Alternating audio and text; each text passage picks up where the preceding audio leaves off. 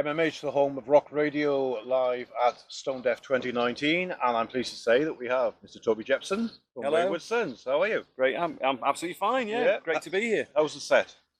Yeah, it was interesting. Yeah. We had a power cut halfway through. Well, three songs in, the generator cut out. Oh, nice one. So we made a bit of fun about that. No, it was great. I mean, what a wonderful, festival. I mean, for the guys, Chris and the guys to put this on, this is their second year to achieve this. It's absolutely extraordinary. I mean, wonderful. I've got nothing but praise for them, We were here interviewing different people, so we didn't get to see the set. But I'll catch you on the Black Star Riders tour. Yeah, absolutely, October. Stonebroken. Yeah, October the 10th is my birthday, so I'll be seeing you in Bristol. October the 9th is mine. Is it? We are, sir. A Libran, well done. All the best people, yes, all the best of course. people. I asked you this question at HRH a couple of years ago. You're in the car park with the back of a van open. I don't know if you were selling T-shirts or... I think we were loading the T-shirts back in. Yeah. We had a photograph taken and I said to you, would you class this as, quote, a second chance after the Little Angels? Mm-hmm. Did you ever think to yourself that after the Angels and the fame and fortune and the millions you made on that... Oh, of course, yeah. Absolutely. You would now be in a situation where, arguably, you're in a bigger band as far as I'm concerned. Yeah, I mean, I guess I don't really look at it like that. Second chances, that's not something that I would consider as a kind of as a concept, you know what I mean? Because with the Little Angels, it was such a sort of long journey. We were kids at school. We went through the whole process of getting signed and having a major record label and all the trappings that come with that. So I sort of regard that whole period as such a fantastic experience that no one can ever take away from me. Do you know what I mean? It's there. We're part of the history of British rock and roll. We sold a lot of records. We did some really good stuff. And so I'm really content with that. If I'd never done anything ever again, I think I could have gone, you know what? I had a great time, and that's great fun.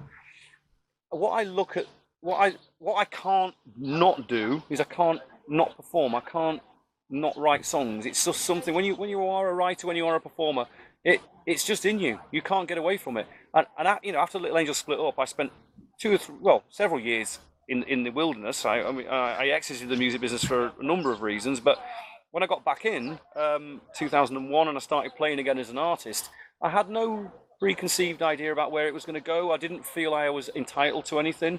I just wanted to go and play music. Yeah. And even though people were coming to the shows and going, I can't believe you're back playing a tiny little club with only 100 people, I'm like, you know what? I'm not the Little Angels. I'm Toby Jepson, just trying again. Yeah. But it never occurred to me that it was a second chance. I just wanted to make music. And I think with Wayward Sons, it's never been more, that's never been a more accurate portrayal of this whole thing. Is I just want to make some music. And I've got a lot to say, and I'm now going to be 52 this year, so I feel that kind of childlike wonder of the music business has completely disappeared. I don't have any of that anymore. Yeah. What I'm interested in is the work. I'm interested in the art. I'm interested in trying to help people make some decisions in their lives a little bit. And if I can help in the tiniest little way for someone, if someone hears one of my songs and it might make a point that they can understand, it might help them, then that's my job done, I do feel that writers have got a responsibility to talk about things that are going on around us and how that's affecting everybody.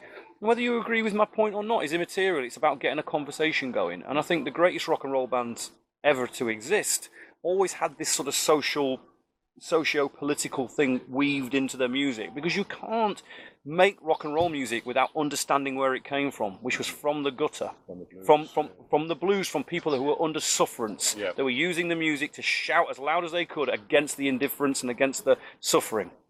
So I've never forgotten that, and all my favourite artists do that. I was never really into the sort of, with respect, I was never really into the sort of hair metal scene of the 80s, because it always just seemed so frivolous. And even though I fully understand the reasons why people like it, it never touched the nerve with me, because it wasn't saying anything. It's all substance. Yeah. So what I'm interested in is making music that people can sort of go, well, okay, I'll listen to that. He's got a point. Maybe it may never change anyone's life, but the very fact there's a chance that a conversation might be, started, then that's good enough, And you've got the new album coming out on the 11th of October. Yeah. Something What It Used to Be. That's right, yeah. Good single as well that we've been playing on the Breakfast Show. Cheers, well, thank you for that. Thank you for that, yeah. I'm looking forward to listening to that. Yeah, no, we're really proud of it. I mean, it took a long time to kind of get it into where it needed to be. I mean, I wrote 56 songs for the album, believe it or not. I had a kind of fevered period of time where I did nothing but write songs, and mainly because I was kind of concerned about whether I could follow ghosts of yet to come, and I just kind of got into, it's only the second time in my life that I've had to follow up a reasonably well-received album. Don't Pray For Me, because we had all the hit singles off of that. Radical You Love had been our breakthrough single back then, and there was the pressure that was on that then to make a second album and try and come up with something that was worth anything was enormous, And I felt this time around a little bit, mainly my own self-pressure. I wasn't getting it from the label, because they've been brilliant every single step of the way, but I did feel like I was like, what do I do now? So it took a little bit to get the cogs whirring, but once it did, I just couldn't stop writing songs, could not stop writing them. It's a bit like Geezer Butler, because he said when Sabbath ended, he just couldn't sit at home, he couldn't watch daytime telly or just have another normal life, so to speak. No. He had to start up Deadline Ritual and start writing. And you know what? Until the day that you die, if you were an artist, you will always be an artist. And the great thing about the music business right now is that it's not ageist at all. You can choose who you want to listen to. Mm-hmm. It's not like it used to be when I was in the Angels. It was very much a kind of, right, you're playing to the teen market, and these people over here are dinosaurs, right. That sort of thing. It was definitely that kind of attitude. Nowadays, people just listen to what they want to listen to. And as long as you're making great music, no one gives a toss how old you are. And I just sort of think, if I could have another 20 years in this game, making music and hopefully helping people, I'd be really happy with that. Talking of helping people, are you still involved with Waterbear, with Bruce? A little bit. I mean, Bruce, I run a company with Rob Town from Stampede, and, we've set this company up called Lightning in a Bottle, which is expressly set up to try and help young artists try and find their way through the music business and give them advice. And that's been great. And so we've been doing stuff with Bruce. I mean, I'm still really great mates with Bruce, and Bruce is a fantastic guy, really clever man, and just a great thinker, really good thinker, and a brilliant educator. I mean, it doesn't surprise me he's become a, he is. Because he's a brilliant educator. And there's no two ways. As his brother is Jim. I mean, Jim is the head of the contemporary music course at Bath Spa University. He's a doctor now, Jim. He's Dr. Jim. So they've really made their mark. And does that answer the next question? Are we ever going to see any more Little Angels touring as opposed to recorded output? Yeah, it's really hard to answer. I mean, I never say never, but right now my personal concentration is on this band, and I want to take this band as far as I can. I think there's an appetite for it, and it takes a lot of work. It's an everyday thing. I sort of say, if you want to be a musician, you've got to do it every single day. You can't pretend to be a musician. You have to do it, even if it's just. It doesn't have to mean you're playing your guitar or your instrument every day, but you have to be doing something towards the end game, and so that takes up every single moment of my time, so trying to look at Little Angels again and sort of go, well, can we get that? I don't know whether I'll have the energy, but who knows? It's not a no, it's not a yes, it's a kind of let's see what happens.